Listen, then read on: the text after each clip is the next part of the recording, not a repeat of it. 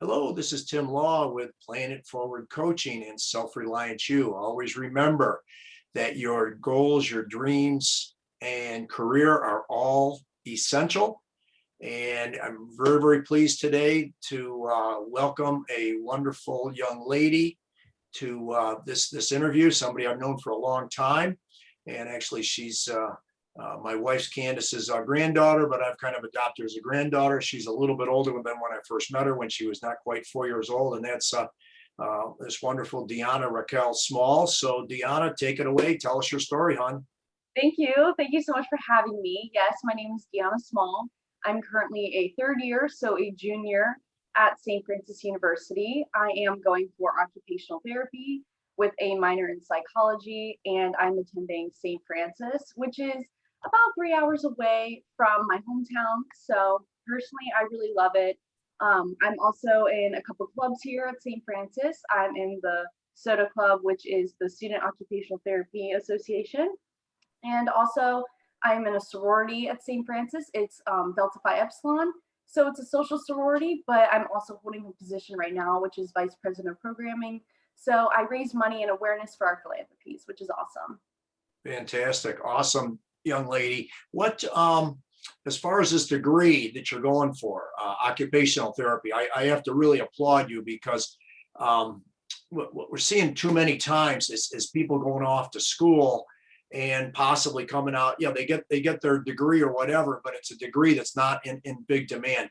Tell us about the occupational therapy degree a little bit, and why you wanted to go in this direction, and how it's impacted you.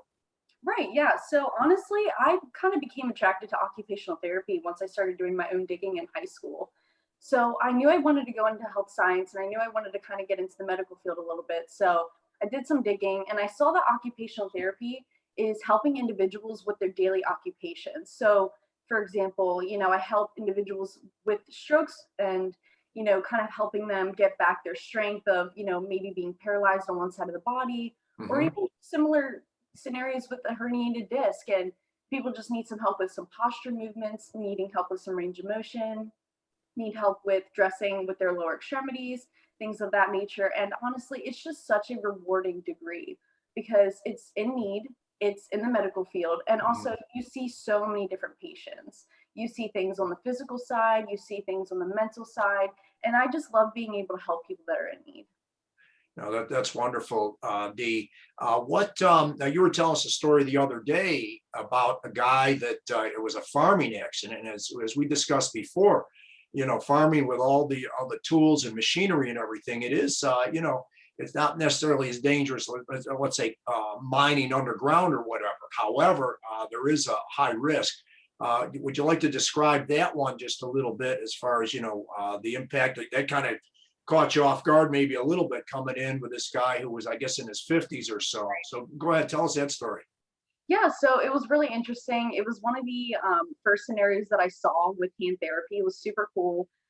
There was a gentleman that came in, and we see patients all the time from rural areas, more urban areas. It really all depends. But in this situation, particularly, it was a man that worked in a rural area, and he came in with his hand being stuck in a corn chucker, which was very scary. I've never seen anything like it before because I'm more from like an urban area, but he came in, didn't even shed a tear, wasn't even bleeding at all. His hand was just ripped to shreds. I was terrified, but I kind of had to step back for a second and say, this is what I'm here for.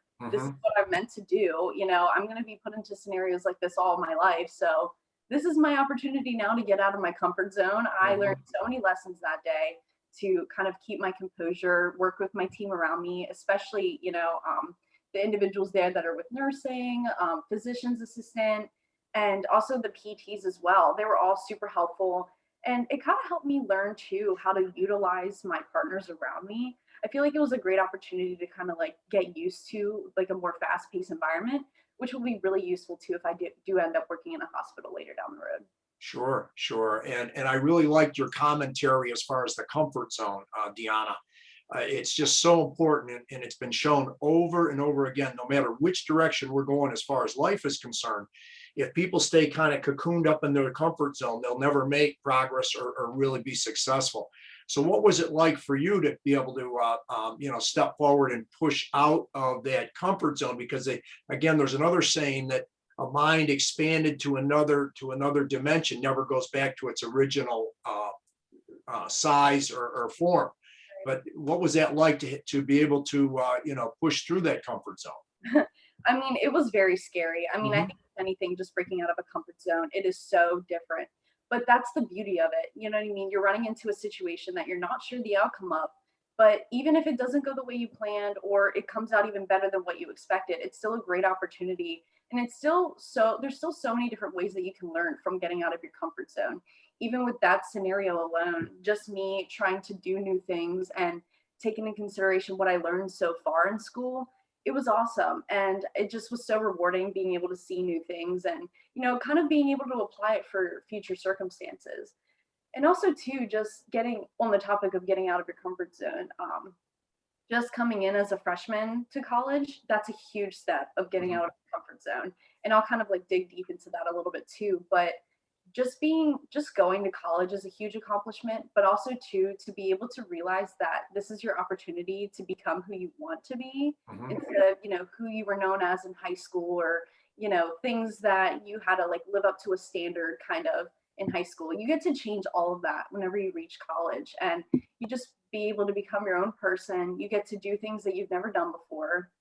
And also, college offers so many different opportunities to get involved. It is a great way to break out of your comfort zone and learn new things about yourself and people around you that you really like to be around. So it's Sure. awesome. No, I couldn't agree more. And what's interesting is that, and I've taught this with younger people all the time, is that there's two main ways that we really feel good about ourselves. Number one is being able to get along with a wide range of people. That is really, really important. Almost that teamwork idea. And then in our own personal accomplishments. So if we stay cocooned up in that little comfort zone, we're never hitting that accomplishment. So even though, you dealt with that man the other day with the hand in the corn chucker, and it was like you said, initially it was like, oh my gosh, it when you get done with it, you're kind of breathing and you go, wow, I really handled that, pretty doggone well, considering, I hadn't seen that before. So again, the two main things: getting along with a wide range of people, you've got a good team there, and then your personal accomplishments. So again, this is something that, we really applaud you on and everything. Other thoughts you have along those lines, Deonna? Honestly, yeah, just what you were kind of saying too, just piggybacking off of it. I think just the personal accomplishments, it's awesome, especially too when that comfort zone is reached and you're done with the situation. For example, like my situation, I felt amazing after that. I was Mhm. internally freaking out. I was Mhm. like, I've never seen anything like this before. I have no idea what's gonna happen. Mhm. Took a step back, like I said earlier, and I was just like, this is a great way for me to be able to expand onto my career, not only just now for being a college student, but in the future. And I feel like that goes for anything too. Like you said, like being in this little cocoon, you have no time to grow into a new person. And just minor scenarios like that, just working with patients right now, it is such a big opportunity to be able to break out of that cocoon and be able to grow into a new person. So I loved your scenario with saying about breaking out of the cocoon, breaking out of your shell, and just Mhm. growing as a Yeah. whole. Well, and the idea too is that you can take those life lessons in so many other directions. Okay, you're obviously, you're around other people. If they're, let's say they're, God forbid, there's a car accident or something like that, because of that experience you had the other day, you're the one that's keeping the cool. You're not losing your head.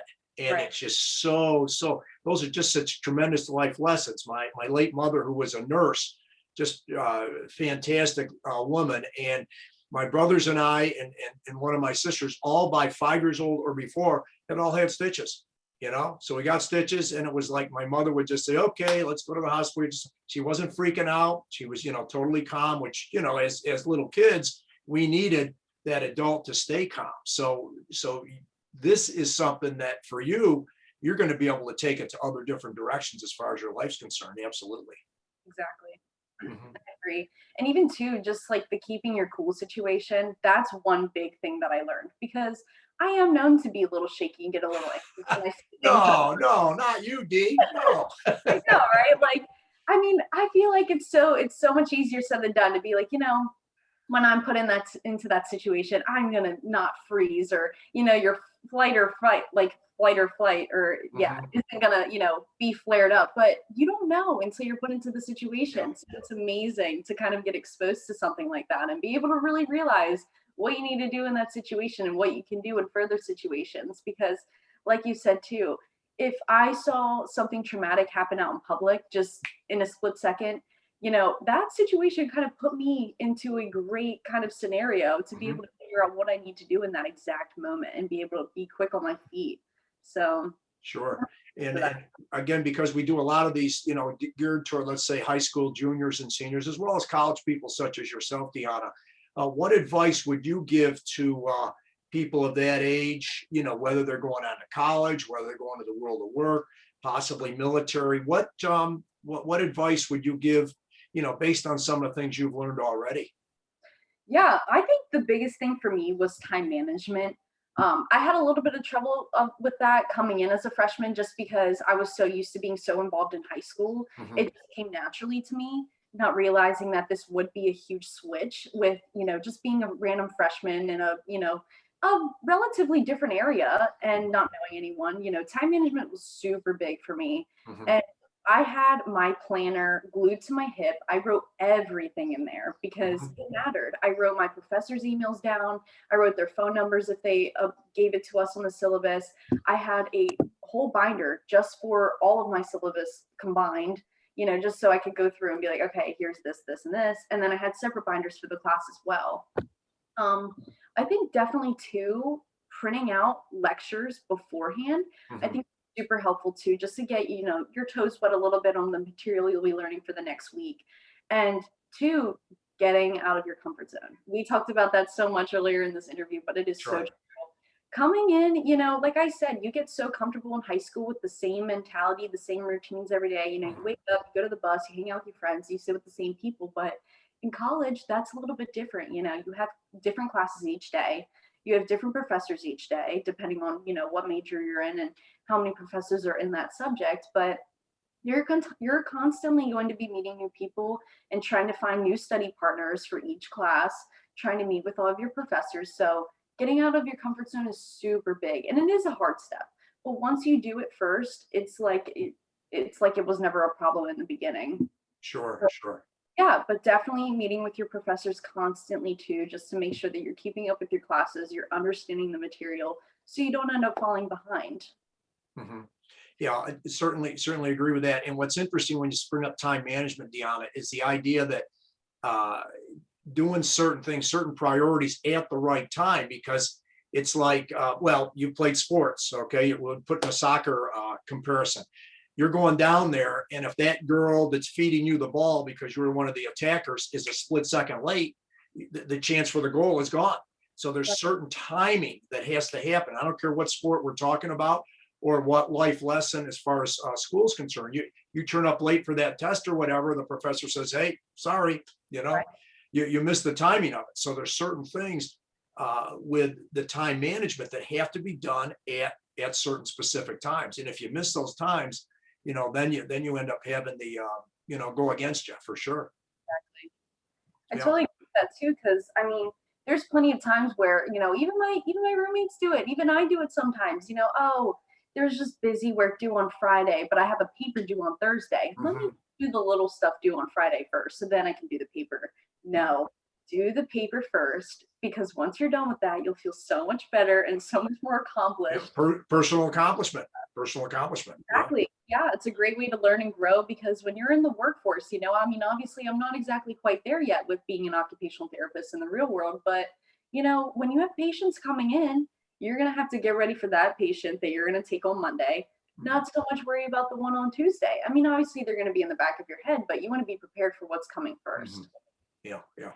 Very well said, Deanna. Well, this has been wonderful. Please stick around afterwards. Once I cut the recording off, we'll chat for a second.